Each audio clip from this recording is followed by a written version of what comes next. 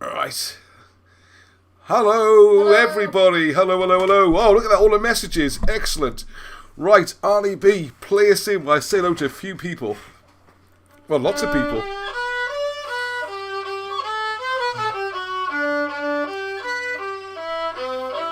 There's a chance for people to log in. We got so much tonight. I am so excited.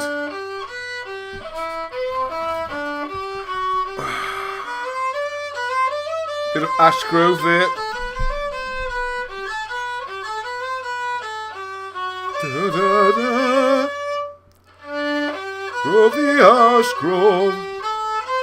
Wait for My Man by Lou Reed.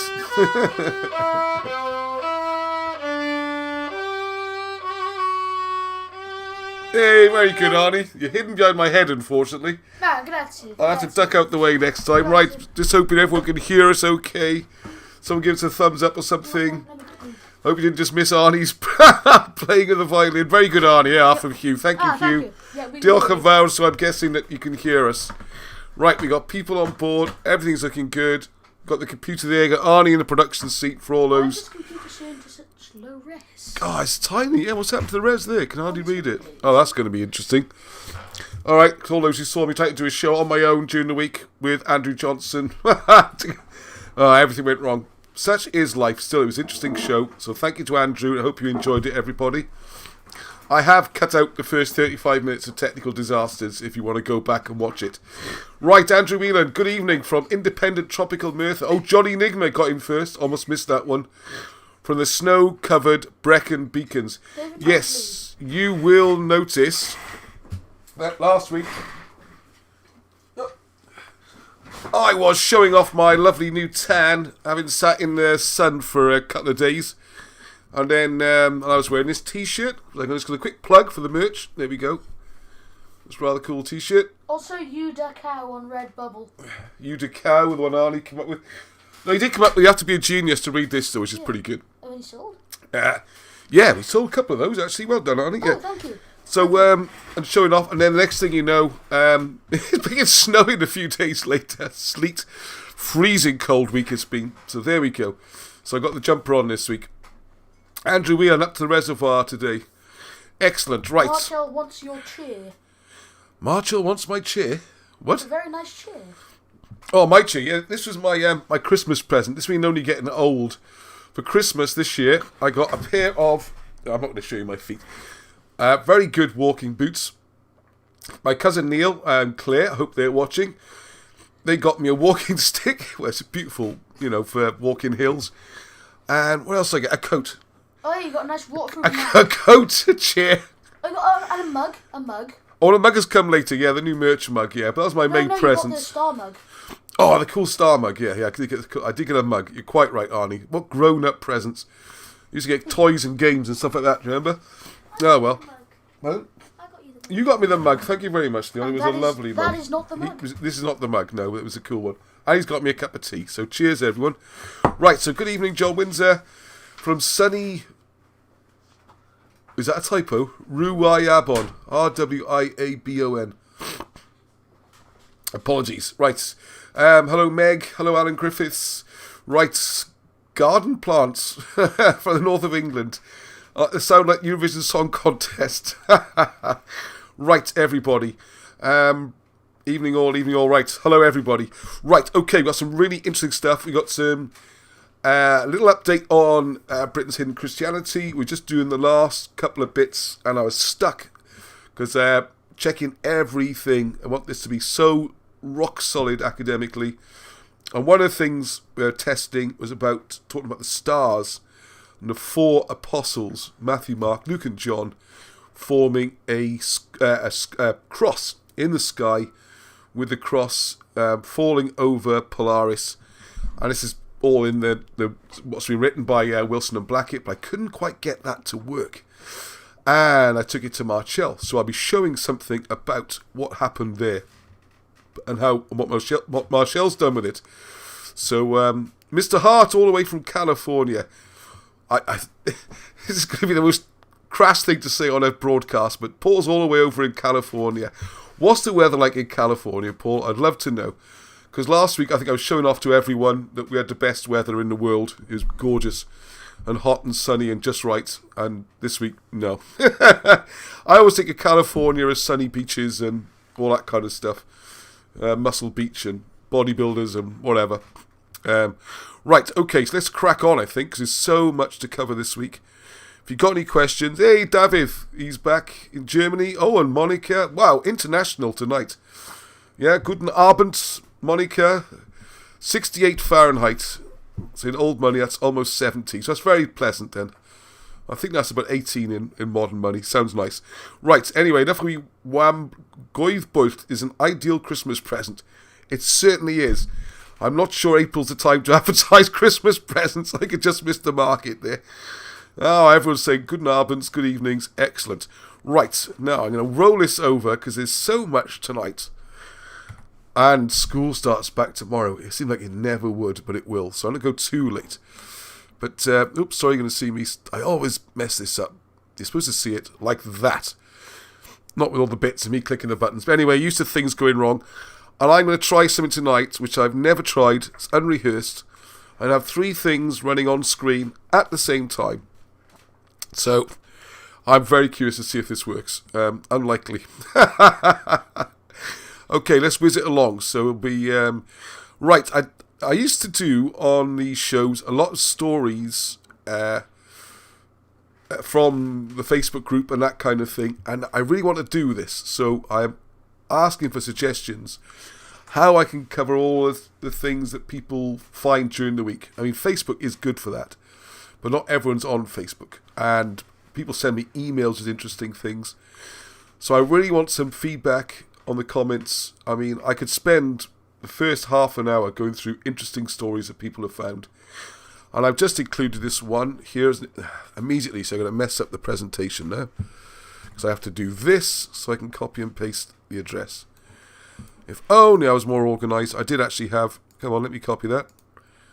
Glad you see the problems I was having there. So I did have this already queued up earlier. Hang on, let's try on this one. Now this one was all the way from Canada, this story. Talking about... this is the 12th century migration to... Come on. No, thank you, Firefox. I must love you. This is talking about the 12th century migration, or 1200s round about then, Madoc, as opposed to the 6th century one, which we tend to talk about more. But what was interesting about this one here, this is the kind of stories that people send me or share on Facebook. I'm sorry, I've forgotten who posted this one. I usually write the name down. I do apologise. And what we're showing here, that people have scoffed at this story of there being Americans, Welsh going to America in way before Columbus. But in here, one of the things they gave up was the idea that the harbour was too shallow, and now they've done some archaeology and they found a deeper harbour. Also, what they've also found is that certain Native American tribes have got Welsh DNA. So it's kind of hard evidence. And they've got bone samples here. There we are. What they want to do is test more of these pre-Columbus bone samples. Because if it's pre-Columbus and they're Western, or you're Welsh or European or British or whatever, then it creates a... How do you explain that? Unless someone got there earlier. They could do DNA testing, carbon dating, all that kind of stuff. And I really want to do more about the migrations to America. Because I think I saw Peter's name come up. Yeah, I'm sure I did. Peter Smith is there. He's done a lot of work on this. And it seems to be another situation whereby we've got 2 stories conflated, where they got mixed up into one story. Because you got those people pushing the 1170, I think it is, Maradoc, which ties in with this. And the problem with that one is a lot of... Oh, hang on a second. Sorry, don't distract yourself, Ross.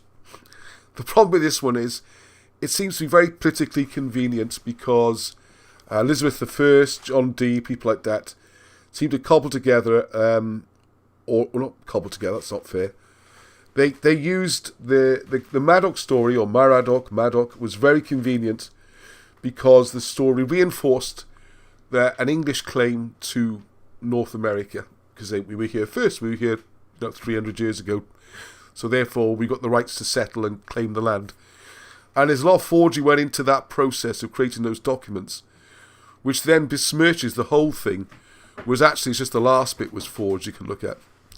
So a lot of people say that's a load of rubbish.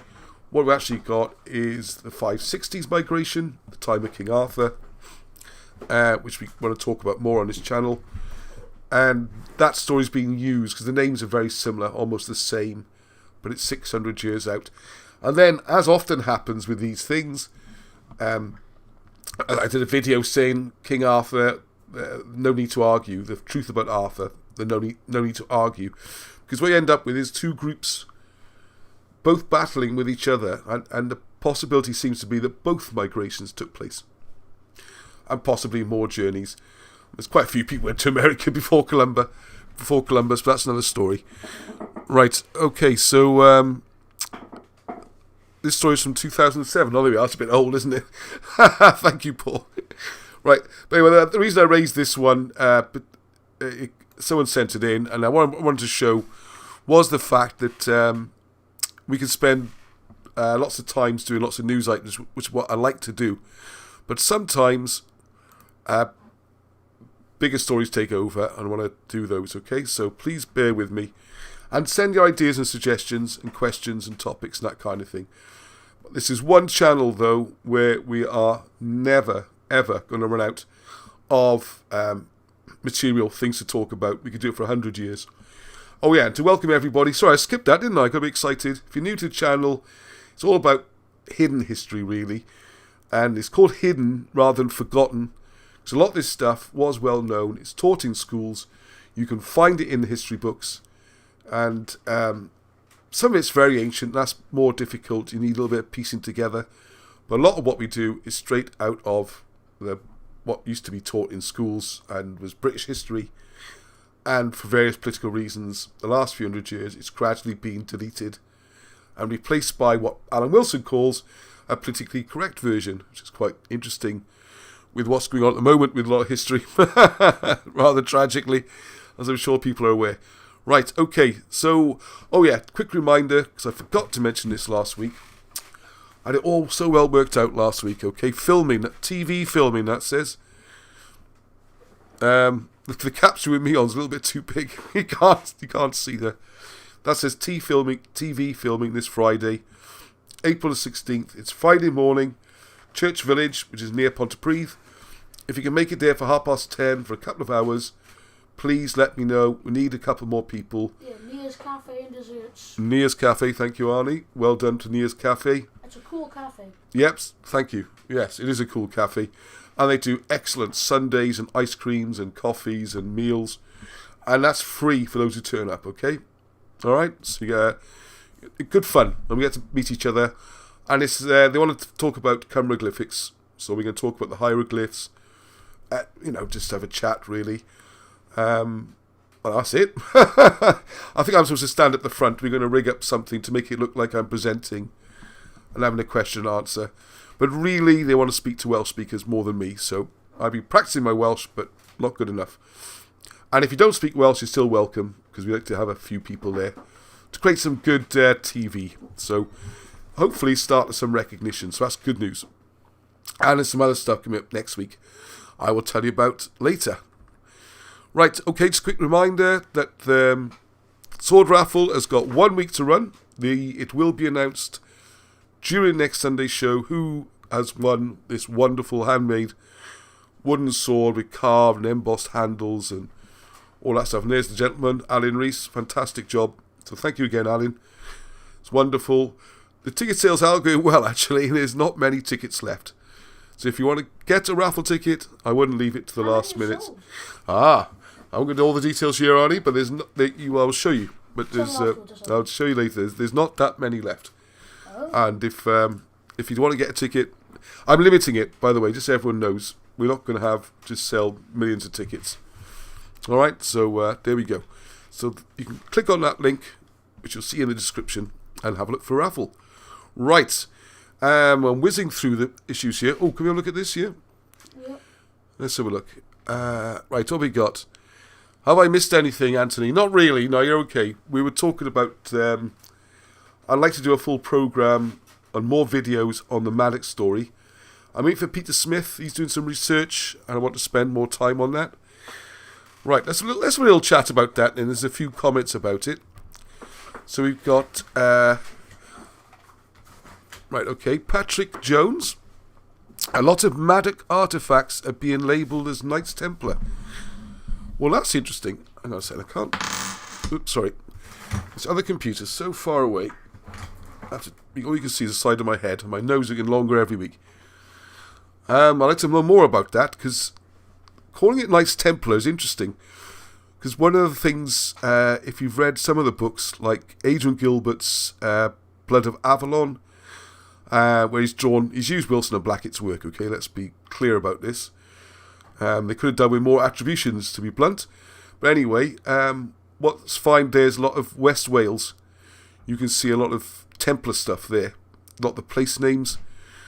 Like where my cousin lives, you've got Cross Hands, which is sort of a Masonic Templar type name. And then you've got Red Roses, and all these sort of places. I think it's about 15, 16 place names. And it seems to be a lot of Templar origins there. So it might not be as crazy as it sounds, that. Right, I'm going to just click this off. I worked out the Cumberglyphics of Brecon, Aberhonddu, which emulates the original in the translation about conjunction of rivers, etc. Wow, okay. Fantastic. I look forward to that. And Anthony, I'm sending one of my old acoustics down. I want to etch some Welsh poems all over it in Colburn. Wow, okay, acoustics. Wonder what that's going to be about. Okay, let's get back to this a second. Always love the comments. Any questions, please? Right, that should say coffee break videos. I have to remember these captions, not to stick my face over them. I'm going to try and do these for every day, 11 o'clock in the morning. They're all under 10 minutes. The first couple are 6 or 7 minutes. I'm going to be strict on that one. Because I think, and the reason I'm mentioning it now as well, because I know people who come on this show every Sunday are fantastic. I really am so grateful. Every week, the numbers go up and up and up.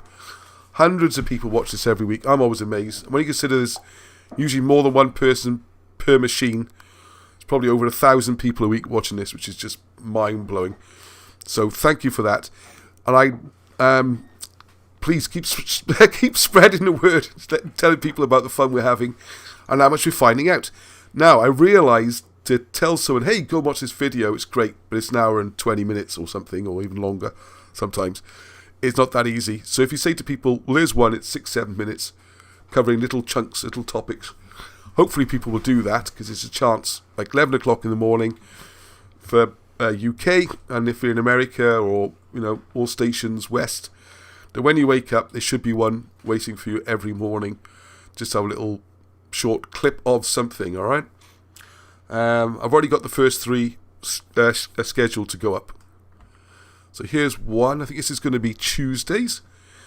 Just to give you a little input, and we can have a little chat about this now as well, perhaps, is that if you looked at Fortress Glamorgan from the book Arturius Rex, I'm a bit of a mess. I've just about got everything ready by 8 o'clock today. Just about. No chance to get me ready or anything. Arturius Rex, and also in, Arthur, King of Glamorgan and Gwent, the big book, which actually got more coverage in it. What you'll see in there, Wilson Blackett worked out amazingly. The whole of southeast Wales is protected by a system of fortresses, and the fortresses form little hubs. So, can you see my mouse? No, you can't. Right, okay, so you got one on the south coast, roughly speaking, one to the east of Newport, one to the west, one up in the middle of Glamorgan, and those blue dots you see, what I've done there is plot all the fortresses that are up in the Black Mountains region. And I put a little video together about that, showing where they are and how it works. That'll go out Tuesday morning. Monday morning's the south coast, with some photographs and stuff. Tuesday's that one. There's going to be a mix of videos. So I'd really like people to try and push this, because they're, like I said, 6-7 minutes ago. Easy. And here's a report I did this morning. I'm just going to show you a little bit of it, just to break things up a bit. And I'm the cameraman. Oh no, you can't see because my face is over my face. I'm blocking out me. Yes, Arnie filmed this. Well done, Arnie. Hello, I'm Ross from Britain's Hidden History. And we're out today. Before I tell you where we are, I was going to show you that the old traditions of burying the Welsh kings, where in the early days you would build a mound, and then this would be next to a church. And quite often the church would be dedicated to the person who paid for and founded the church. So in this situation, we're in a town called Ystrad Owain, which is the clue, Owain. The church is called Saint Owain. And sure enough, we got the church there, and right next to it is the mound. So everything's looking spot on for being a burial mound, and we're going to have a closer look at it in a second. The problem is, of course, it's been designated as a Norman Mott and Bailey castle. Who the Norman was, why he built it here, anything like that is never explained. But we have this mindset where it just can't be British for some reason. Okay, so I want to show you the whole video now. But this runs on, like I say, it's about utterly valid. I got a reading from the book and some views from the mound and that kind of thing. And the whole thing's about, this is a longer one, I think this is 8 minutes. Most of them are about 6 minutes, okay? 6 minutes is the target. So, yeah, well, let me know what you think. And please have a look. And we can see there. Right, got some more comments. Anthony Mitchell. I was looking at old maps of Swansea and Glamorgan in general, and where Money the Gair is was called... Oh, this is interesting. There's a problem with Arnie's screen, but it's... I think it says S-E-S-T-R-Y D-O-U-I-D-O-K. Yeah. How do you say it on? Estradudok we're going for. Or something like that. I couldn't understand why. It was about the 1400 period. Oh, I have no idea. Right, thank you, Paul. Looking forward to coffee break videos. I might have spelt it wrong, you think, Anthony? You might have a look at that. Yeah, interesting. I don't know. That is interesting. I have to have a look into that one. Keep banging out the short videos, Ross. Yeah, I realise people are busy these days. You can't just sit and watch 20-minute, half an hour ones. What I found works best is the longer ones, there's a lot of listening, like an interview or a chat or something. Then people can get on with their work. It's like having the radio on. You haven't got to sit there staring at it. And I know people have contacted me to say that they like to play them when they're in the car, so don't look at them at all. So as well, you put the camera on, just put a recorder up, which is another idea, by the way. So now I used to do the readings from Arthur the Walking. A lot of people like loading those up onto their car so they could listen to them there. So please let me know what's going to go down well. Hey, no, I'm keen. I'm keen as mustard. I'm loving it. I'm so motivated. And I want to make stuff which is going to grow this, because I think we're reaching a critical point. We're starting to get some attention from like TV and stuff, and Cymroglyphics I think is going to be a big breakthrough. And as Alan Wilson said when they were asking me about doing it in the first place, well, I went to them and we talked about it. If we could just get one thing to make a breakthrough, it'll trigger off everything else. That's the kind of plan, all right? So the videos could be the source of doing that. So Monica's got some ideas. Could refer to Caradoc. Okay, anyway, right. So let's push on tonight because I'm going to run out of time. It's 8:30 already. Ah, gosh. What? Yeah, it could be 8:30 already. No, we've done you already. Right, because I want to show this bit. This is right. This wouldn't fit in 6 minutes. It's a little bit longer. It's funny because Marcel said, so I'm trying to do them all in 6 minutes, all right? I said, yeah. I thought we'll make 3. And the first one will be on 6 minutes. And it's really short. I think it's about a quarter of an hour. But anyway, I think this is one for a Sunday evening to share. Because I know everyone's... I've cut off the blasted names and all these things. Right, obviously it says Britain's Hidden Christianity, okay? The long-awaited book, it's... I keep saying this, I know, but it is just about there, okay? We're just going through all the details and all the references and checking line by line. I mean, they are, Alan Wilson is a genius, and with Barham's organisational skills as well and all the support, things are right. But sometimes the references are difficult to find. That doesn't mean they're wrong, they're just difficult to find. Everyone watching this, I think, well, if you haven't read a Wilson or Blackett book, they're a real roller coaster. But I think everyone would agree they could do a little bit more on the references. They are referenced, but the sources of the references, if you like, and how things are worked out. And I think part of it is because questions that us mere mortals have, people like Alan Wilson don't have. He just sees it and it's just, that's how it is. It's straightforward. What do you need more explanation for? Well, a lot of you do. I mean, a lot of us do. Because what I've found is some things in the books I've been reading, where it comes to me as a good test, is that Einstein, I think it was, said, if you've got a sound argument and a sound thing, something you're trying to explain, you should be able to explain it to your granny, I think he said, or your aunt, or something like that. In other words, you don't need to be technical or jargon or throw loads of complicated stuff. It should be able to explain to someone. If you understand it, you should be able to explain to someone else. One of the things I love doing these videos, and encourage other people as well to do videos and talk about topics, is you find you're halfway through, hang on a second, what was that quote, or where does that come from, or that bit doesn't quite make sense. So it's one of the things I was doing here, and I think you'll like this. This is cool, alright? So this is please don't be cut off. How can I rejig it to get my mug off there? It'll be alright the next ones. As we're going to see, I'm going to try something complicated. I'm going to try and have myself talking, and Marcel talking, and the star map, alright? At the same time. Yeah, this is going to be interesting. And no chance to do a practice run, alright? So I was going to hope that works. So bear with me. Right, the top left isn't important as it turns out. Okay, now then, you might wonder, why have we got a star map on a book that's about Britain's Christianity? And for those who are not aware, which I'd be amazed if there's anybody, what the book is about, it's a background to who Jesus was, about something about Essenes, and then about his family tree, and the fact that he, rather than being a humble carpenter, he's wanted to come from a dynasty, which would tie into Judean politics. Dominions against the Hasmoneans, the clash that's going on there, all that, as only Wilson and Blackett ever do, as far as I'm concerned in books, all that politics is explained, and how Herod has become the ruler, and how he's threatened by claimants like Jesus. And this where it gets a bit controversial, because then it would seem, if you look at their usual practices for rabbis, for one, he must have been a rabbi for his access to the church, the synagogue, and the way he talks to elders, he's obviously important, and he must be married, therefore. So we talk about who his wife is, her genealogy, the fact that she comes from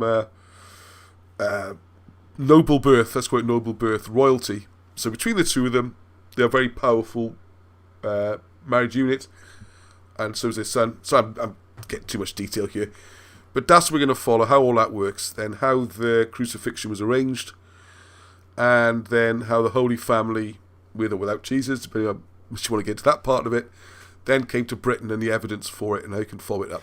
Okay?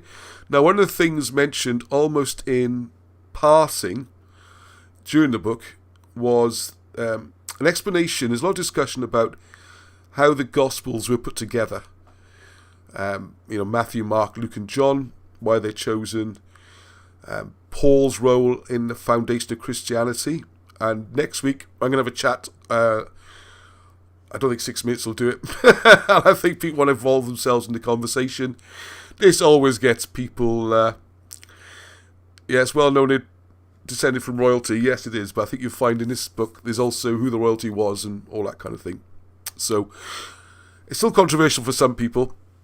But anyway, what we're going to find is... we're going to discuss... next week with Marcel, these things like the Pauline heresy.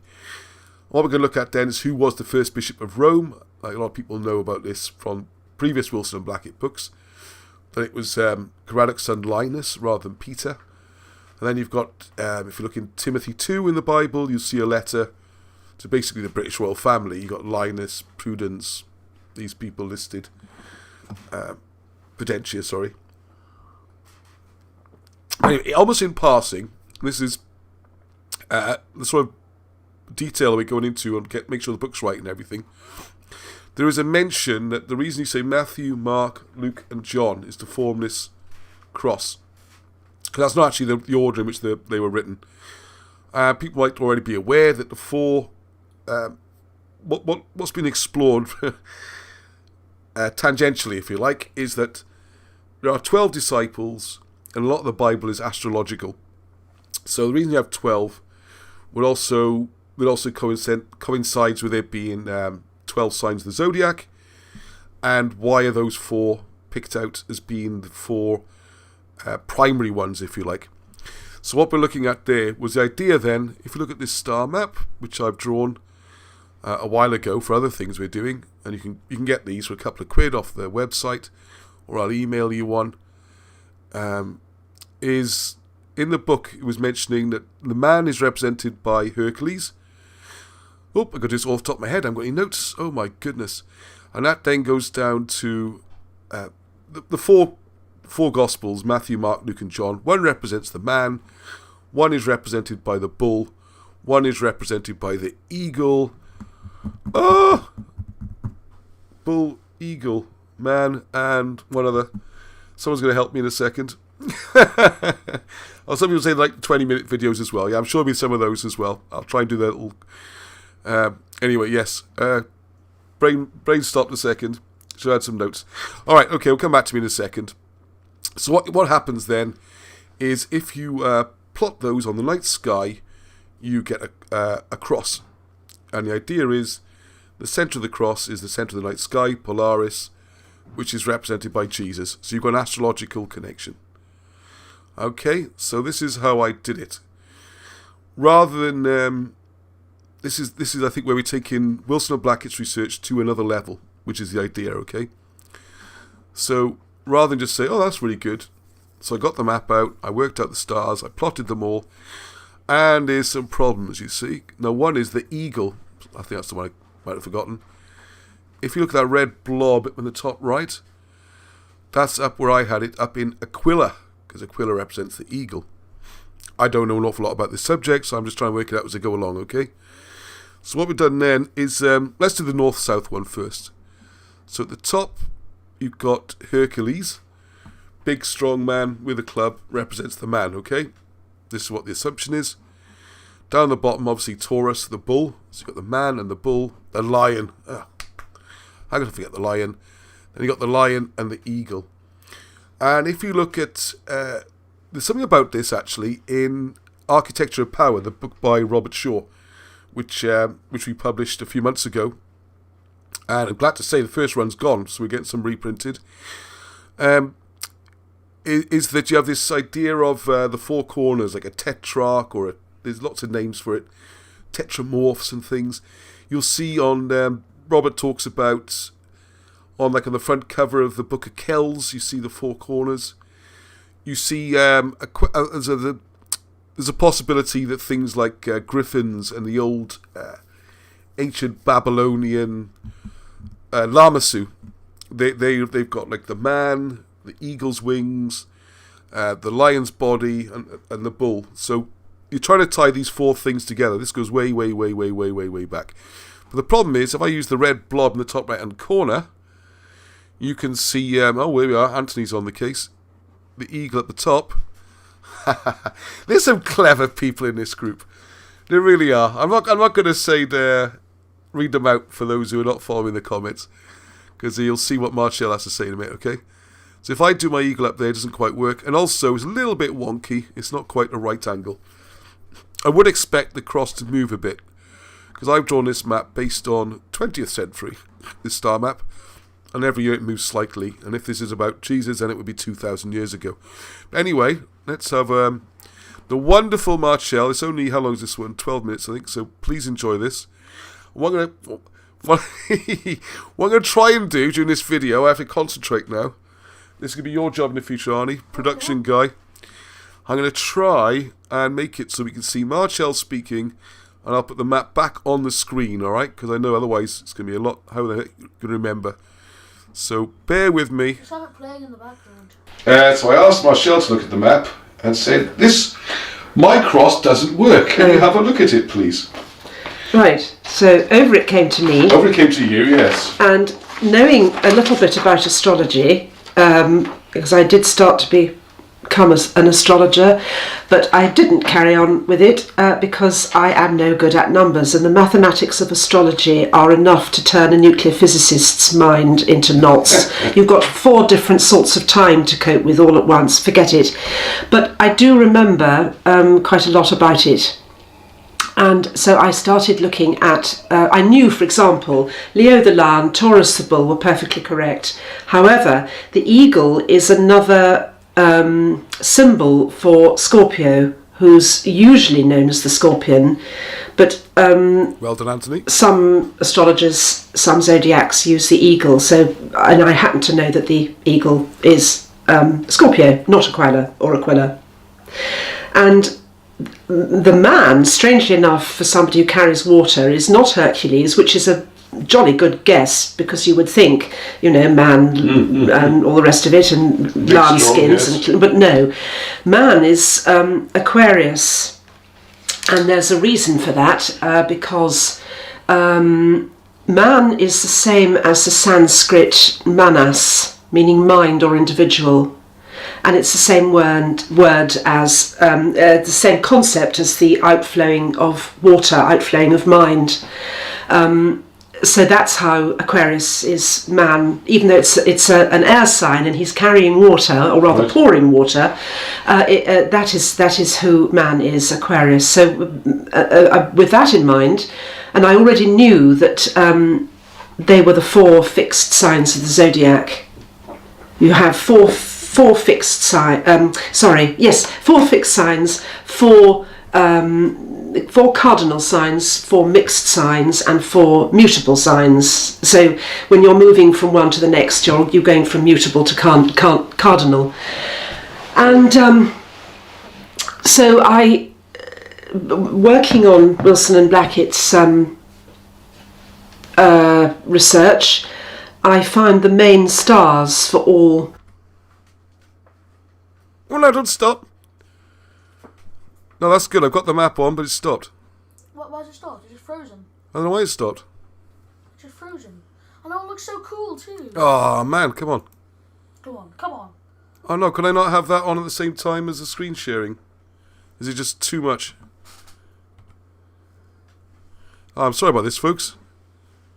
The second I pressed the double screen share button, it just didn't like it. Bear with me 1 sec while I just play around. Because it's all stopped now. Oh, no. Right. Oh, man, I thought I'd been so slick. So I asked Marshall to look at the map. Hang on. Let's get and watch the whole thing again. 4 fixed signs, 4 Australis on this map, I see. But Richard Hinckley Allen calls it Australis, A-U-S-T-R-A. So I asked Marshall to look at He's supposed to be the, the main chap. Oh, man, why does it keep stopping? Oh, how frustrating is that? I'll have to go back to just playing Marshall, I think. Ah, sorry, folks, it was a gamble, this. I don't see why it shouldn't work, though. So I asked Marshall to look at the map and said, my cross doesn't work. We'll sort this out. Hang on. Astrological matters, he might have got it right, he might have got it wrong, I don't know. But anyway. No, it won't let me do the whole thing. Come on. We can do this. So I asked Marshall to look. He's supposed to be the, the main chap to go to for astrological matters. He might have got it right, he might have got it wrong, I don't know. But anyway, sorry, I will be putting this up as a separate video later in the week, so what I'm going to do is edit those graphics in. So I'm really sorry. I have to show the pictures at the end of how Marshall drew the cross and everything. So I asked Marshall to look at the map. Oh, stop doing that, Ross. Which for British history is fascinating, because the Watchers are supposed to come. The Watchers come into our history a lot. I won't go into that now. But anyway, there we are, Watchers of the skies, and also they're called the guardians of the 4 fixed points of the zodiac, of the compass. I'm sorry, the 4 fixed points of the compass.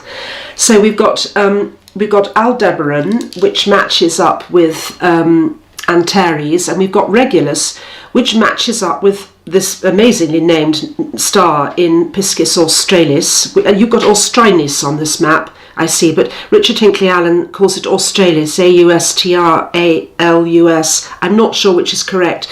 He's supposed to be the the main chap to go to for astrological matters. He might have got it right, he might have got it wrong, I don't know. But anyway, you match up these stars and you get a perfect cross. Unfortunately, it doesn't go straight through the pole star, although the Antares-Aldebaran line just clips it. The Regulus-Fomalhaut line goes over the top of it, but as you said, in 2,000 years, it's slightly likely to have moved, so I'm not too worried about that. I think it would be strange if it was spot on now, really. Probably, yes. After 2,000 years precession, you expect it to be a little bit off, because the star map I've drawn there was based on, I think it's not bang up to date, but 1921 almanac. Okay. But still, it's 2,000 years more or less.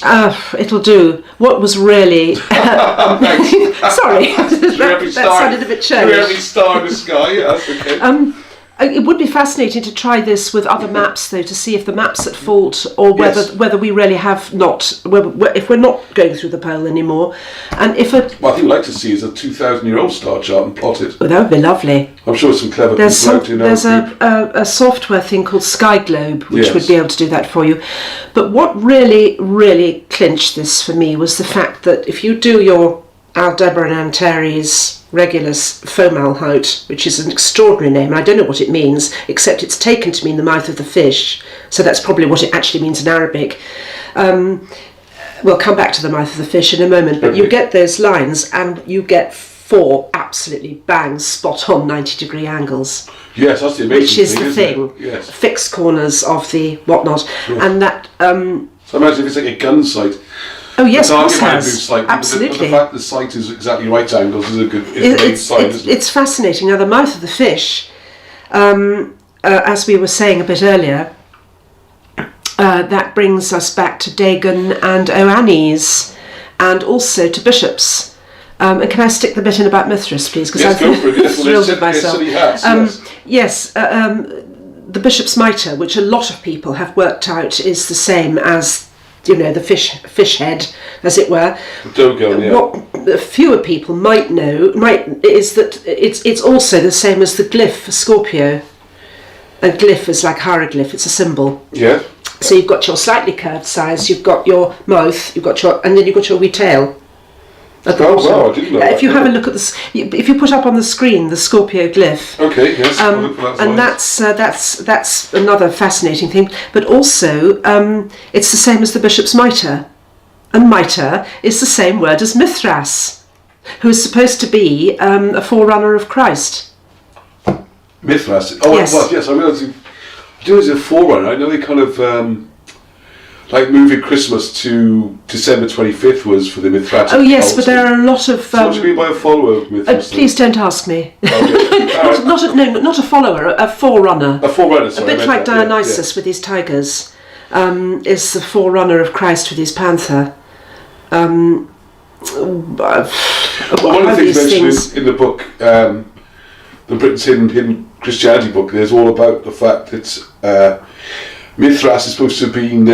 I think born of a virgin, died Christmas. That's what I mean. That's what I mean by it's like Isis and Horus, Mithras. I don't know who Mithras' mother was, but then he was born in a cave, and it is all. There are a lot of similarities in these stories. Oh yeah, that you mean? Yeah. That's what I meant. Yes. Yeah. This is a similar. Well done me for being quite so clear and lucid. Rather than the bull, the father of Jesus, sort of thing. Right? No, I don't think. That was a blood cult as well, wasn't it? A Mithrasic cult. So. I don't know. I do know that it was the cult of soldiers. Roman soldiers were particularly keen on. I think blood sacrifice was part of it, wasn't it? Possibly. I don't know. It's a bit like the bull running in Knossos, because bulls came into it, and there's a classic picture of Mithras with his knee on the back of the bull, and he's got the poor bull's head up, and not very pleasant really, but it's life, I suppose. Or not for the bull. Or not for the bull, exactly. Okay, so just one last thing, sorry, just to jump right back to the start, where you mentioned that Scorpio could represent an eagle. Can you say a bit more about that? I always thought they were like the opposites. Well, that the scorpion was more of a the snake or the reptile and the eagle, they're always shown together as being the eternal enemies, or... Well, possibly they are. I don't know. I'm not enough of an astrologer to know that, but I do know that the, as it were, the less spiritually evolved scorpions in life, I mean the astrological scorpions, I don't actually mean the, the whole job of somebody born under the sign of Scorpio is to evolve from cold-blooded revenge and poisoning people who don't happen to agree with you to soaring above it like an eagle. And I think it's the only sign of the zodiac that's got two symbols. Oh, I thought it only had this. No, it's got this. No, golly, my astrological studies are very, very out of date. I can't think of somebody who's really... the White Eagle Lodge are the most reputable for astrological studies. And I think they use, as a matter of course, they use the eagle rather than the scorpion as a symbol for Scorpio people to attain to. I mean, it's a lovely idea to be able to soar. Yeah, I like the idea of rising above it rather than rise above it, yes. Don't sting people, because you only end up killing yourself. Right. That's the thinking behind that. I don't know when Scorpio came to take the scorpion as its symbol. This whole business of studying the zodiac. The zodiac is thousands of years old, and a study in itself. Never mind doing charts and so forth. That's for really clever people, unless you use a bit of software. But Richard Hinckley Allen is marvellous for anything to do with zodiacs, stars. He doesn't just do the astrological side of things, he does the astronomical side. He gives all the Arabic names, he gives the Babylonian names, and he's a mine of information. Right. That's him. He's American. And No, it would be interesting to tie that in, because Hugh Evans' his book will be out soon, showing the zodiacs tying in with the geography around mid Wales, around. Oh yes. Kind of Idris, good old Idris again. Well, there's Cassiopeia in London, according to E.O. Gordon, and if my initial ponderings are anything to go by, then there's Cassiopeia in Da Vinci's Last Supper as well. Ah yes, the last one. Yeah, we'll have that next time. We'll do that another time, shall we? Thank you very much. Yes, okay. Wonderful. My pleasure. There we are. Wasn't that great? Thank you, Marshall. I absolutely loved that conversation. I think anyone watching this can see how much fun we have these conversations. It really is wonderful. So, save your blushes. Take it off screen for a second. Is that... yeah, oh yes, that's what I was going to do. I'm going to show the... Yes, I can do this. Okay, so there we go. So there is... I was hoping to have this on the screen as we chatted, because it made the conversation easier to follow. But it seems lots of people in the group are so good on this stuff. So I won't spend too long on it, because not everybody's cup of tea. Who was it saying his sister used to bore him senseless with it when he was little? That's so he knows. So there you go. So if you look at the top, hopefully you can see my little mouse. It doesn't seem to show up on screen, which is weird. Oh, it does a little bit. Right at the very top of this green cross is Scorpius, and Antares is the key star, and that's the other mistake I made earlier when I attempted to draw this cross. In my ignorance and lack of knowledge, is you got to pick out the main star in the constellation. So when you go to Taurus down here, and I had already drawn on the names of the main stars. Aldebaran, remember that, because some of these names, very Star Wars kind of feel to them. Alderaan and places like that. Anyway, this is Aldebaran. And then on the left, Regulus, which is obviously ties in with Leo. Regulus, the main star in the Lion constellation. And then Fomalhaut, which is in this Pisces, which apparently is Australius. I'll have to change that. So there's the cross. So as you can see, it's a perfect right angle. And it's drifted away from Polaris. Now what I did mention in the video, I'm not sure if everyone picked up on it, was I am sure there's some clever people in our group who could somehow transpose this, and I'll send you any graphics you need, or if this map would be helpful. I say I have hand drawn this, but I've done it by sort of tracing all the stars They're marking them all on and everything. So it was quite a big job, really. But I absolutely loved it. And I'm one of those people, if you'd asked me a few years ago, I'd have said, astronomy, astrology, all a load of nonsense. All those stars are so far away. Why is anyone bothered? My background was pretty much physics. And I was quite interested in working out motions and history of the galaxies and all that kind of stuff. But none of this kind of thing. And you realise it's absolutely integral. It's a central part of all our histories and beliefs and all sorts of things. And it could even be a clue here to why Christianity has the cross. How weird is that? So the thing that Marshall touched on there was that, and this isn't part of Britain's Hidden Christianity book, this is just a one-off comment dropped in by Alan Wilson, but I'm checking line by line by line. That's why it's taking a lot longer than I thought. So I wanted to produce this cross. I thought I'd make a good graphic and just illustrate. So the principles, as always with Wilson and Blackett's work, spot on. But I think there's a couple of these details we just need to tweak a bit just to make it work better. So obviously I'll send that to them as well, just to check it by in case we missed something with the great man.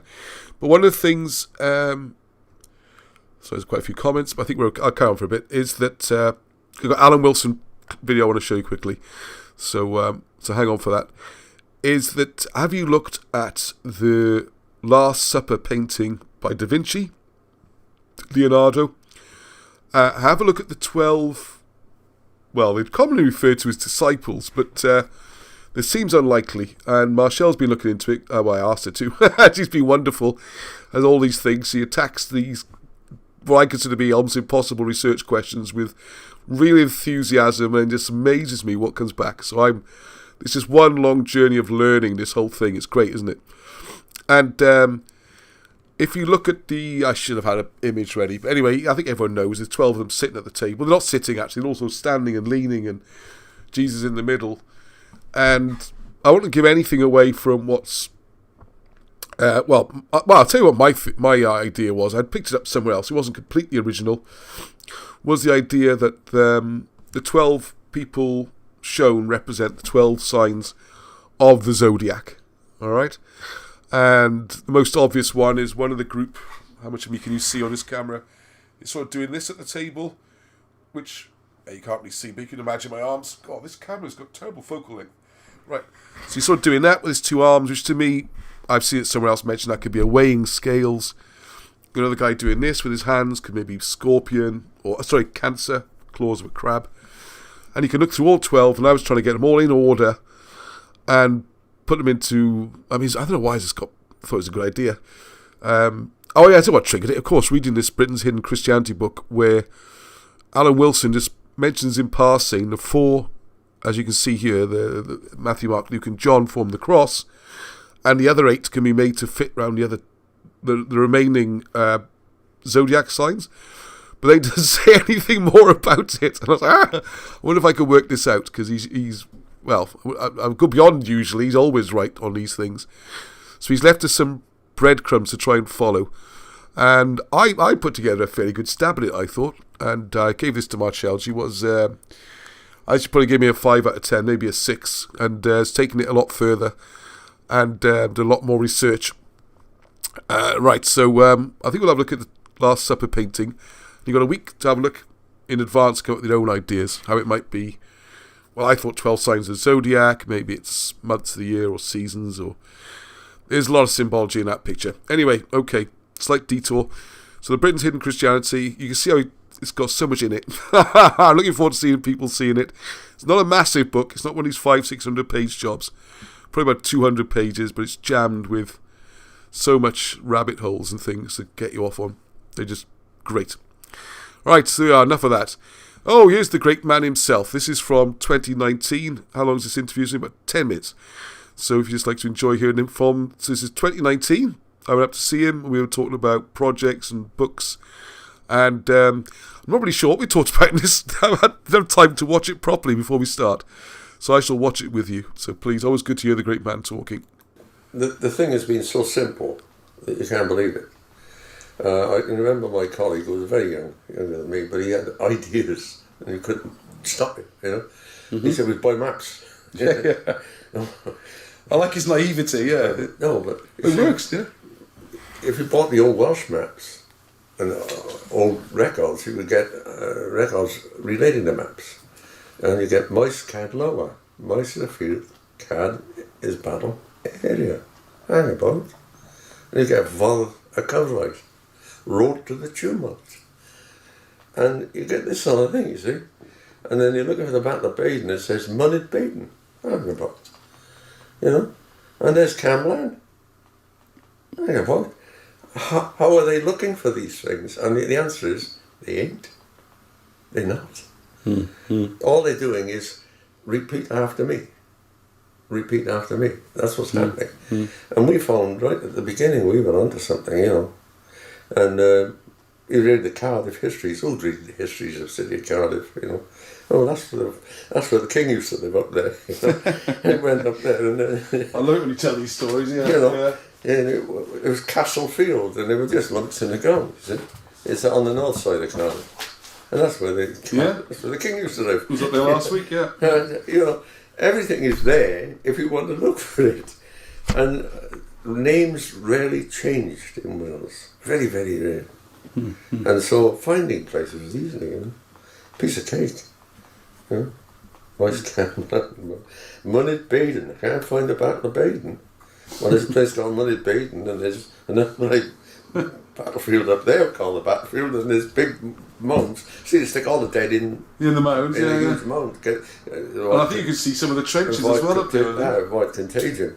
And you know, Maes Cad Lower again, you know, field about there, you know. It's easier to miss than to find. Yeah, it is strange, isn't it? I think what has happened is unfortunate in that the Welsh language people rightly defended the Welsh language. A lot of immigration came about as well, and intercourse with the English through the industry in South Wales. Yes. And so South Wales became part of the Irish and English immigrant and Welsh immigrant, and also English speaking. And there was a divide in a way between Welsh and speaking Welsh and English speaking Welsh. And I remember when I was 10 years old, my mother's grandmother's house was bombed in Cardiff. Got sent down to West Wales to a Whitnall station, and some fellow came and said something to me in Welsh, and I said, sorry, I don't speak Welsh. He said, then you're not a Welshman if you don't speak Welsh. And some woman went after him. How dare you say that, you know? Right. She told her, I don't remember that little incident on the railroad platform in Haverfordwest. And still an issue to this day, isn't it? Yeah. And all the schools down there, we didn't bother going to school because they were all teaching in Welsh. So we didn't bother going and send us back to Cardiff quick enough. You know, we had to be away. Where was I? Yeah, no, I was saying with the place names in Wales and the star maps as well. Oh, in yes. fact, they form. The history's written on the ground. Yeah, and they form the mounds actually form a. It's a map of the stars, yes. It Yes. is. And it's all named. And we found that there are star maps elsewhere in Britain as well. Okay. And so it's not, they made a map of the stars on the ground. Now, why they were doing that, we're not sure. Various theories, druids and that sort of. Whatever it is, isn't it? This is the point, isn't it? You find the evidence, the why is then a bit of a guess, isn't it, in many ways? Yeah. I think it was to do with religion, partly. And, but nonetheless, the star maps are there, and all the mounds are named for the stars. Yeah. And this is a major discovery, isn't it? Massive, yeah. Well, we're mapping them all at the moment. There's 4 or 5 of us working together, trying to get them all mapped and produce a proper... Yeah, but, we didn't get anything out of it. It's based on the research you guys in Discover the Ark of the Covenant book, isn't it? That's where most of it is. And who's heard of the Ark of the Covenant, Well, yes. I think the television people have a bad habit. They go along to the local authority in the university and say, what do you think of this? And the university side is not going to say, cool, I'm on a date, or I've got it all wrong, or we have to change things a bit. He's not going to do that. No. Because he's made his notes up for the last 30 years and he's recruited him to the... He likes being on the telly as well, probably. And he likes being on telly. And so we didn't get a fair hearing. We got no hearing at all. That's been the problem. Now, we were hoping then with the internet we could break it open, That's true. Well, we're still trying now. We're still trying. Let's try. Let's try. We've never asked people for money. Huh?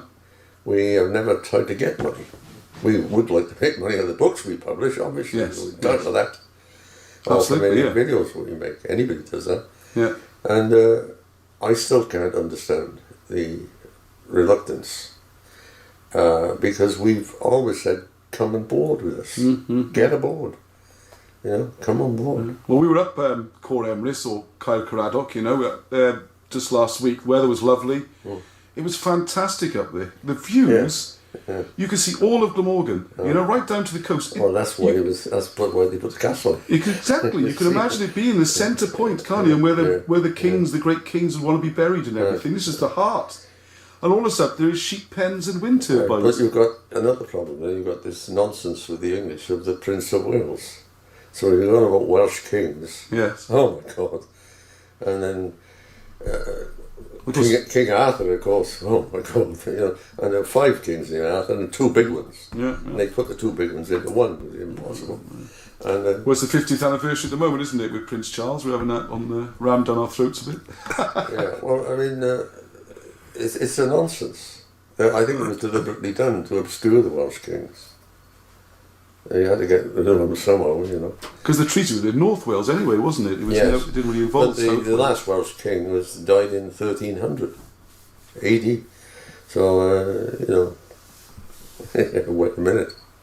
I proclaimed it that era, you know. Is that Brucken, is it? Or? No, I forget his name, Morgan, I think. He was the last Glamorgan one, wasn't he? Yeah, 1091, Yeah, and the Glamorgan and Gwent kings are the most detailed and provable dynasty in Europe, anciently. And that's I think the universities have got themselves into a pickle. And instead of saying, look, let's get it over with, because Joe public doesn't care about, all he wants to know is what's going on. And he's not, they're not interested in post-mortems and you've got all this wrong and they don't. Which academic said what, yeah. Yeah, they don't. So. And so you've got see what happened, the Normans started pushing in. Well, there were Normans, Flemings and Bretons. The Normans could have conquered Britain on their own. There were 3 armies actually. And they started pushing into Glamorgan after they finished England. And that's when the Arthurian stories burst out of Glamorgan. 1090, 1092. And that's when they burst out. These Arthurian stories came out of that area. So once the stories were out, they had to become mythical, didn't they, after a while. But the last Glamorgan king was crowned king in 1300 AD. Believe it or not. Yeah. So, well, the thing was still Prince of Wales nonsense. It's a bloody nonsense. Well, I was reading in some of your notes just the other day that they were still raising armies. You had an army, 10,000 in the 1300s. It was they had big armies. It was only the coastal strip that the Normans really had, wasn't it? Yeah. Well, they were toughies. The Romans found them too tough, you know. People of what they call Siluria, Glamorgan, Gwent, Brecon area were really tough characters. And they say that the Romans conquered the Anglo-Saxons, the English, and married the Welsh. Yeah, the Normans did, yeah. And the Normans. Yeah, same with the Romans, isn't it? Yeah, sorry, yes. And the Normans. So it's a damn shame, really, that Mr. Average Man is a fair-minded man. You won't find many people in Britain who are not. It doesn't matter if you're Scots or Welsh or Irish or English. And I think the establishment have got it wrong. They think that they mustn't change anything or they will look stupid. Well, they're looking stupid by the way they're performing, pretending this isn't happening, and pretending that all this massive array of history doesn't exist. And, we can't look at that. And I was told that when I was young. Oh, don't look at that. And, why not? And they don't want to look at it, you see. Morgan kings preserved it as the Normans pushed in, picking up bits of church land. Actually, the Normans couldn't have conquered Britain. It was the Normans, the Flemings, and the Bretons. A combined army, that's what conquered Britain. The Normans couldn't have done it on their own in a million years. Yeah, I'd like to look more into that Breton connection. Yeah. That's, well, they were pushing into South Wales, so the bishops went up to Rome and took all his charters with him, of grants down the centuries, and said, this king gave us this, and the Bishop of Rome, the Pope, told him, keep off, and that stopped all the South seizure of lands, you see. That's well recorded. Yeah, well, this is where you got the charters are validated with the right. church records, then, aren't That's they? right. This is when Yeah. So the charters are very important, actually, because they name the king who made the grant, and his sons and his nephews and the other nobility, and the bishop, who's always a member of the royal family, and all the clergy. So the top people were always named in the charters. So as the charters roll down the centuries, you've got a rolling history, yes. history of who was who. And they tie up with the genealogies, you see. The genealogies then of king after king, or prince after prince, all tie in together. And the amount of information available of marriages, this one married that one, the daughter of so-and-so, so-and-so, is prodigious. It's too much. It's not a shortage of information. The difficulty is the plethora, the amount of it. And I think the academics have gone along the line of let's be nice to London and the Prince of Wales and all that. And they've missed out. Of course, it is a bit embarrassing, isn't it, say Wales is a kingdom. But the Welsh didn't do that. The English did that. So, and he's German anyway. Yeah, well, I get the feeling that I think back in the 80s maybe people seemed a bit more volatile, but I don't think there'd be any big reactions suddenly now, would there? You wouldn't think the Welsh, oh my goodness, our history. I think what happened in the 80s is that all the historians were caught fast asleep. And so I've been writing, they wrote their books and they did their lectures and now they're going to have to change. And they couldn't change, you see. They were going to have to, you're not asking for a little change, you're asking for a sea change, a major change. And that's the problem. They'd all said too much too often for too long. And so, and a lot of them were English people who didn't have a clue what to do.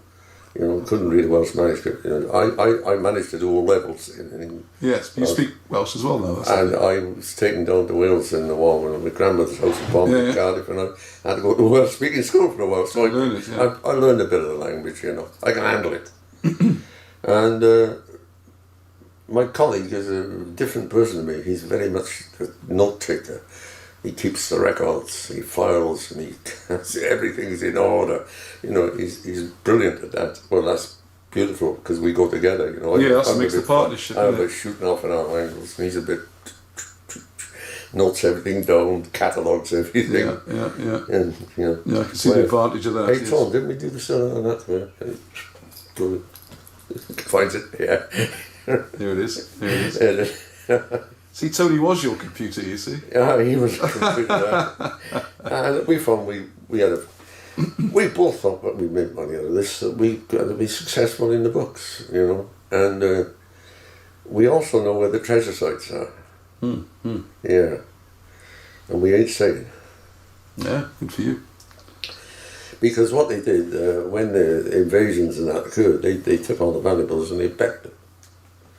And there's an English record and a Welsh record that says, and they, the Welsh, gathered together all the treasures of Britain and buried them in one place, and no man has ever seen them since. It was looking for, wasn't it? You'd think so, wouldn't you? You would think so. We know where it is. Yeah. We know where it is. Well, there's more clues in the next couple of books, so people buy them as well. No, we don't give many clues to the story. We know where the loot is, put it that way. Yeah. And they put it somewhere where it'd be difficult to get at, easy to protect, So, well, as you would, isn't it? We were entitled to a bit of treasure hunting like anyone else, But we didn't get much. I don't think we were treated properly down there. No. I think Speaking about the ultimate treasure on there, I mean, obviously in your book Discovery the Ark of the Covenant. Yeah, we know what they are. We know the Ark of the Two and the Glowing Light, but that's kind of the people there are quite defensive about it and don't like people going up there. And do you feel anything that? Well, they're in between us and the establishment. I feel sorry for them. They're stuck in the middle. The establishment is mainly academics. They just want to go on with their farming. They think they can go to university type and say this is right. Well, all he's going to tell them is what he lectures and what he says. He's just a teacher. Well, they seem very protective. Glorified teacher, but they're just teachers. But they seem very protective of the site as well. They don't seem. Well, they don't want anybody up there damaging it. Yeah. Well, if anyone's trying to protect that site, well, they do. They do try to protect sites. Yes, but I don't know, people take away a piece of turf and things like that. It's mad, you know. I can Do you think there's anything to be scared of with the Ark? Well, the other thing is they're not bringing any money into the area. No. Because it's not properly organised. No. It's not properly organised. Well, we were up in... you're absolutely right, because we were up in Caercradoc last week, beautiful sunny day, and there was actually a group of students, I think they're from Atlantic College or somewhere, they were walking over the hills. They called it St. Peter's Church, just because it's on the map and they saw it. They had no way of knowing what it was. And they'd walk straight past Caercradoc and all that, and didn't even know. We talked to them, and they were nice people, they were interested. You know, I gave them a card, Britain's Hidden History, all this kind of thing. Oh, didn't know anything about it. Of course they don't. Why would you? There's not a sign, there's no clues, are there? Unless you research the subject, you know, there's no way of... It's hard to get a college professor to get up and say, look, I've been wrong. It's important. But I do remember being in college, right, and in school, and I remember in school when they dropped the first atom bomb. And the chemistry master and the physics master came in and said, "You've heard about these atom bombs, eh?" Well, of course we have, you know. Well, the atom is not the smallest thing on planet Earth. Yeah, really right. All sorts of little things running around inside atoms, and the atoms are all different. Yeah, it's even smaller again. And all the kids said, "Oh, wow." Nobody said, "You fools," or "You idiots." They admitted they didn't know. And that's the easy thing to do. Yeah. It's so easy. It's simplicity itself. All they have to say is, "Hey, we got it wrong. No, let's get it right." Yeah.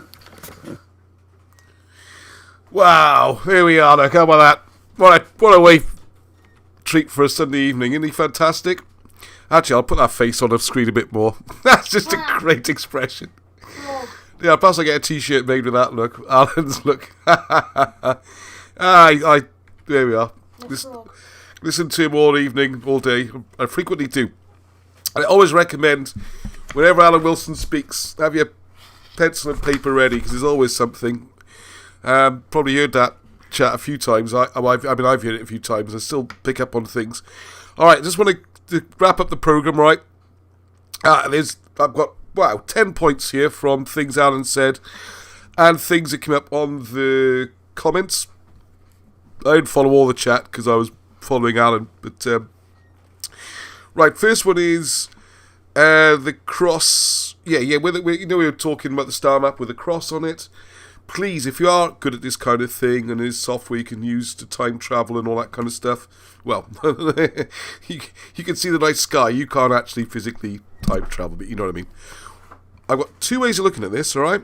One is, can you plot that cross against the stars as they would have been 2,000 years ago? You know, roughly around about the time when Jesus is dated as being born. And I've got another curious one, because I'm not sure who it was. Someone said we're not sure the dates of anything. And I don't know if that was... there's been loads of comments. I've lost it. So I'm sorry whoever it was made the comment for not putting your name on this. But I don't know if he was an obscure reference to this new chronology, the Russian writers, Fomenko, people like that. It just suddenly struck me thinking about that then. If there is someone out there, Hugh Evans is pretty good at this stuff, there might be someone else. If you could move the precession of the stars to the date when the cross does hit Polaris, would that be a significant date? Because one of the things that the new chronology says, and this is mind-blowing, so let's not even go there, was that these events were only 1,000 years ago, not 2,000 years ago. Well, that is definitely a massive rabbit hole, which I'm not convinced by. But it would be interesting, I think, to see exactly at what point in how many years ago the cross would have been over Polaris. I think that might make an astrological thing. Which leads me to point 2 about Monica was saying about the Merovingians, talking about the disciples being astrological. I want to make it very clear here, and Alan's made this very clear to me as well, is that pointing out astrological links is not the same as saying these people did not exist. Because I know someone was also asking, was there any historical evidence for Jesus existing? Yes, there's lots. Same with the there's loads of evidence, and we got records of who his genealogy is and all sorts. What you also have is, and there's more of that in the book, what you also have, though, for example, if you look at the Old Testament, and I'm not sure which book this is in, might be an Ark of the Covenant, when you look at Jacob with his 12 children around him, again, there's an astrological message. Jacob representing the sun, 12 children, or 12 tribes of Israel, also represent the 12 signs of the Zodiac. This does not mean there was no Jacob, does not mean obviously there was no 12 tribes. It doesn't mean that at all. It's a kind of as above, so below. And it's very similar to the Arthurian stories, where what you have with the King Arthur stories is that in the Mabinogi, a lot of the stories are used to show an astrological message, how the universe works, how the planets were formed, all sorts. There's amazing information in the Mabinogi. And to get these lessons across and to make them easier to remember, I would imagine, who knows why anyone does anything, but it would seem the reasons, what they did then was put those stories into a familiar context that people could follow. Whether or not there was a deeper meaning of creating above or so below and all that, I don't know.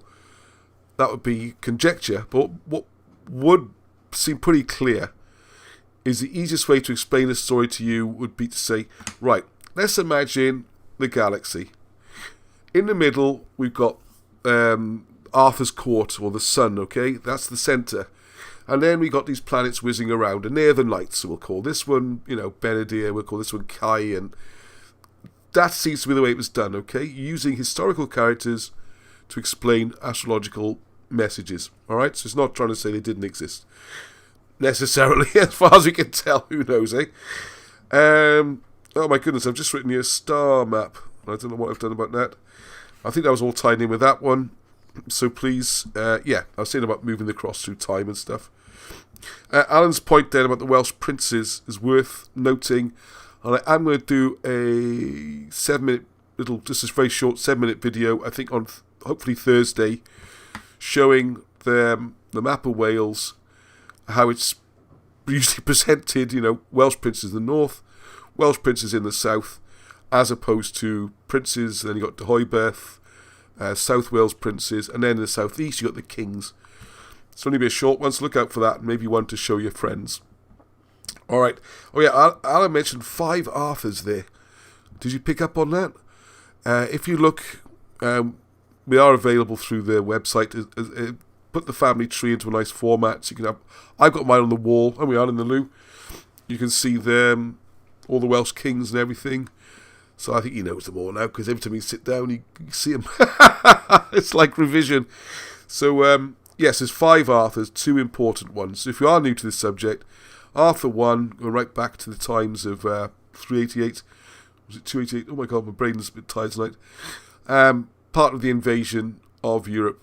Anyway, 6 generations before Arthur 2, who's the son of Meirig, who's the son of Tudrig, Teichfalt, all the way back, okay? And he's 6th century, the 500s. But there are other Arthurs. And this is one of those red herrings. And the reason I mentioned it is because one of the things that gets thrown at people, they say, you found this bit of evidence about some Arthur down in David, and therefore you're saying he's Arthur and he's not, he's blah, blah. So no, we know about the guy David. He's on the family tree, it's this one. Or they'll say, just because you found this stone with Arthur on it, do you think that's everything about King Arthur? So, well, no, actually, that stone refers to this guy. So don't let that distract you, all right, when you're talking about Arthurs. Okay, almost just to finish off now. The last Welsh king, 1300, 1300s. I think if you read more of Alan's work, you'll see it's during the 1300s. And Welsh was still independent. So this idea that they just rolled over under Norman conquest just after 1066 is just not the case. And you'll find loads of accounts of battles going on, and places like Kidwelly Castle being a frontier post. So you got this I think might be an area that if someone out there wants to take on and start getting everything together for a book, that would be brilliant, because that area is not properly recorded. All everyone talks about is, that's what I've got to put in a video today, is Owen Glyndŵr and all the North Walian princes, because that fits the agenda of princes rather than kings. And the one which I meant to mention this morning, we went to Ystrad Owen, that video I showed. We've got the town's called Ystrad Owen, church is St. Owen, the mound's supposed to be where Owen's buried, okay, everything. And there's a pub just up the hill, and it's called the something Owen, the King Owen or Prince Owen, something like that. And I was like, oh my goodness, look. There's even a pub with his name on it. And when I got there, the Muppets had put a picture of bloody Owen Glyndŵr on the sign. Got the wrong Owen. So there we are. The pub's all closed anyway, can't go in and tell them. But it would be nice to have that sign changed from Owen Glyndŵr, who spent, the only time he came down to South Wales was to try and destroy the place and chop off people's heads, as opposed to the King of Britain, probably the High King, who lived there. Wow, a couple more notes to get through. Someone put the modesty and resilience of Alan Wilson. Yeah, it is amazing, isn't it? He just kept going decade after decade after decade. When I was looking, it's just about the 40th anniversary of the big black books. King of Glamorgan and Gwent, Charters and Walking. So 40 years since they came out now. I think it is this year. I need to check the exact dates. Because I think they came out 81, 82. So maybe we'll try and do something on one of their birthdays or something like that. So there are a few of those original ones left on the website. When they're gone, they are gone, because I don't think they're going to get reprinted. Certainly not as the big black leather jobbies we got now, with faux leather, before someone sues me. Right, the treasure. I bet that caught people's imagination. And no, I don't know where the treasure is before someone comes in there. But I do have more clues from the great men. Would be good to know. I'll say, please can you leave that in your bequeathment, if you like, when you pass, where the clues, where the treasure is. But there are people out there who contacted me who've got an idea, so who knows. All right. Why not look at it? Yeah, I love that comment by Alan. If people have, I know the comments have stopped working. There's not been any comments. Was everyone listening to me avidly? And Alan, so that's great. Yeah, this question with these people, load of rubbish. You don't want to look at that. As Alan said there, why not look at it? Why not? If you've got people out there who just, poo-poo the whole thing and call you stupid and all that kind of stuff, to say, why not have a look at it? What have you got to lose, eh? What have you got to lose? Read the books.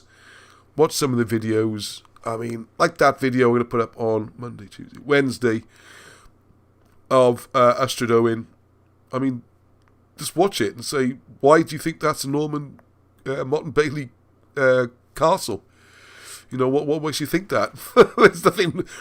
When they moved this magic castle away, why is there no post holes or any resemblance of a ditch or a wall that used to be there or anything? Or any records of which Norman baron supposedly lived there? Why is it just nothing at all? And yet that's an acceptable explanation. Oh yeah, Motte Bailey. It doesn't even look like a Motte Bailey. Go on Wikipedia, go and have a look, go on Cadw's website, wherever you like. You'll see Motte Bailey Castle for Ystrad Owen. Even though all the records say it's a burial mound and it's right by a church with the bloke's name on it. Anyway, just show it at people and say, have a look at this. Alright, if you still think it's nonsense, fine.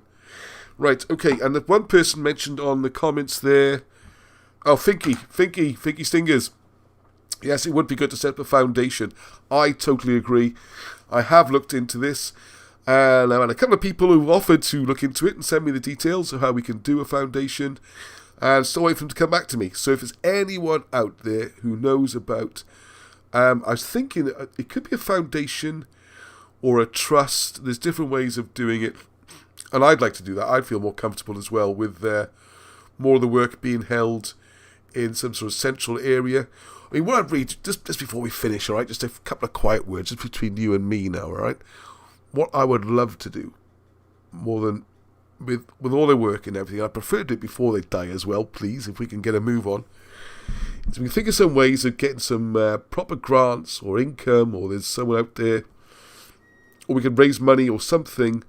What we really need is some sort of Wilson and Blackett or Britain's Hidden History, call it what we like, sort of cultural centre. I don't know how much it would cost. I think it would cost fortunes. And that would be a place where we can get together, have conferences. I would suggest it has to be in South Wales, really. because that's where so many of the sites are. And we can do day trips, and they would have a library. That's where you live. Most important, yeah, and it would have a library in there, where we could, all a reference place. People come and research, do together. It's almost like an alternative college or something. Okay, so this is what I'd love to do, and that would be the foundation. And people do leave money in their wills and stuff, and organisations, which would needs a foundation to cash the checks, if you like. So the whole thing would work better. So we've got people out there, legal backgrounds, or know how to do all this. That really would really, really help. Okay, so there you go. So that's a big one. That would be awesome. That'd be great if people just do it. As my boys say, do it, okay? Because then it's, this has got to be so much bigger, it's really got to get there. And I think, I just get this feeling that we are getting there. I think it's going to be a big year. More and more people are finding out, asking questions, and becoming involved. I was just to say that, I always say my catchphrase when I get a t-shirt done with it is, we don't want a small number doing loads and loads and loads. We want loads and loads and loads of people doing a small amount, all right? This is the key. Okay. Oh, there we go. We've got over 100 watching at the moment. Hooray! There we go. I think that's some kind of achievement. So well done. Live right now. The thing is... Well done. Right, so just finishing off. I always forget the bits at the end, so I put them in the presentation. One way you can help keep us going, please, because this is becoming a full-time thing. And we need to make some money somehow. Just to keep us going as well. And we share the revenue with Wilson and Blackett in their old age. So we're looking at years. Thank you to all those people who become a Patreon. Just a little £3 a month really helps, makes a difference. Because we've got some money coming in, as well as the book sales and the merchandise and all that kind of thing. We're trying always here, okay? New member, Anir, who's a filmmaker as well, so that's going to be great. Looking forward to meeting him. And, the new merch, which I think is a bit late now, then it's gone 9:30. 1,500 subscribers as well. So how cool is that? Alright, so diolch, Nostar and Heddw. And if you haven't, oh, hang on, go and get your violin, Arnie. And what I will do, I'm going to do a cheeky plug here. Hang on a second. Alright. So if you want to... my head's cutting off again. Alright, anyway, just type in Cymroglyphics, alright? Cymroglyphics. And straight... Bloody marvellous. You can't... But you'll find straight away the Cymroglyphics, the online store for Wilson and Blackett stuff, alright? Just click on that. There we are. And what you'll also find is there's the books, Architecture of Power, another print run, well done, Robert. Trojan War, Walking, all these books The other one I was going to talk about tonight is we need to sell more of these. If you can help me, please, I will do discounts if you want to buy bunches of them. Barham has put a lot of work into this. This is like his project, this first book without Alan Wilson, and it would really make the world of difference to him. I mean, I didn't publish this or edit it. I did put the money up for it to get produced, though, which I'm never going to see that again, I don't think. But please, it is a good book, all right? And there's Architecture of Power. But the new thing on here is this, Figures and Gifts.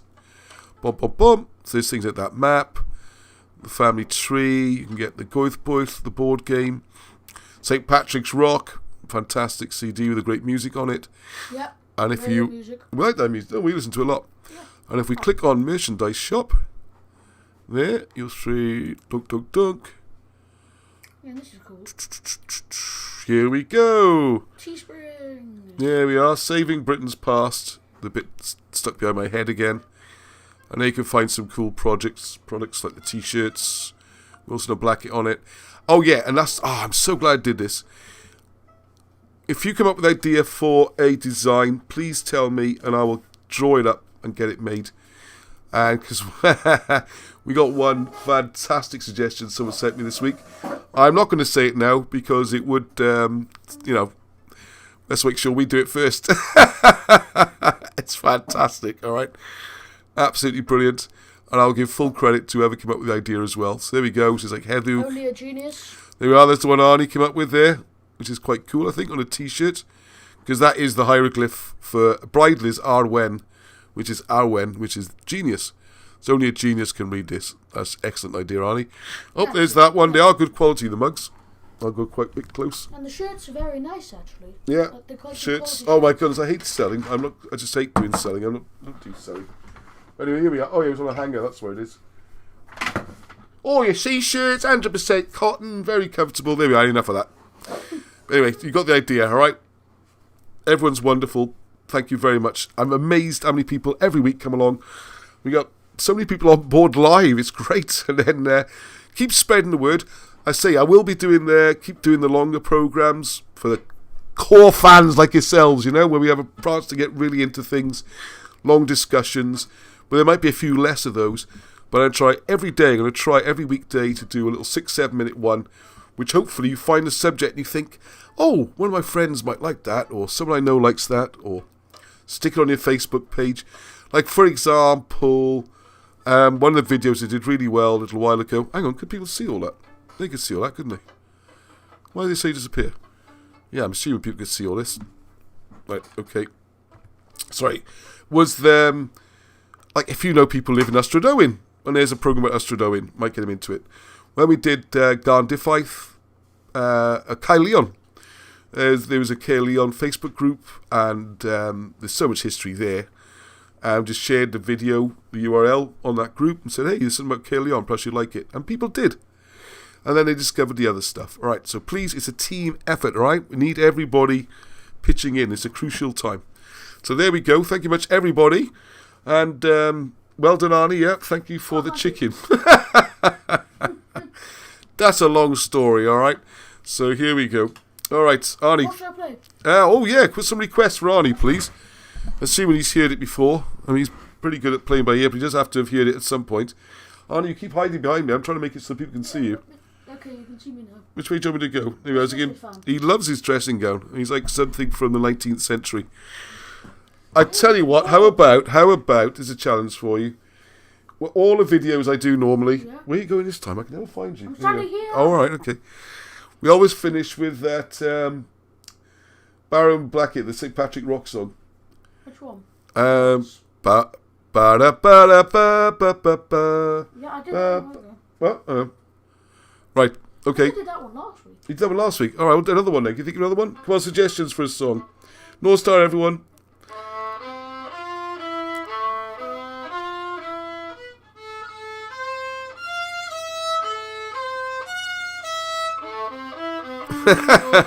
So till next time, everyone. Keep sharing the word, spreading the word. Thank you for the support. It's a wonderful feeling. And I look forward to Sunday evenings. So, North Star Pub. Hedw. Oh, hang on, I didn't do the thing. Keep going on. I have to do this. Hedw.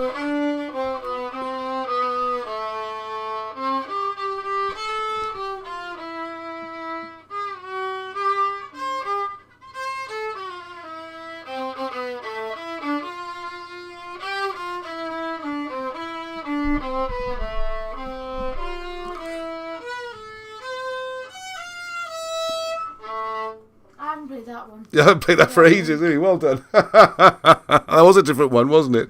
Good effort. Oh, thank you. Johnny Enigma says he's going to get me an invite to go up to present at the museum in Brecon. I'd love to do that. I am up for going anywhere, all right?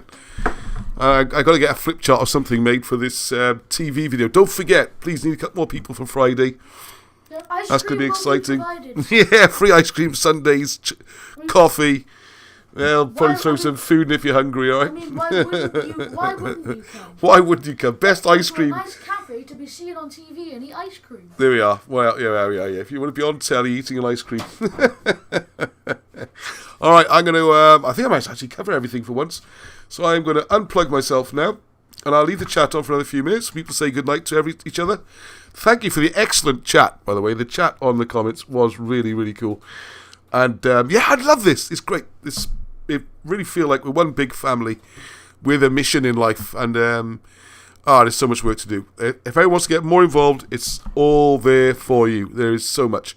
As I always say to people, don't think for 1 second you are taking food off my plate. You are bailing water out of this great big bath that I'm trying to swim across, alright? So there we are. So good night to all, no star and heddwch.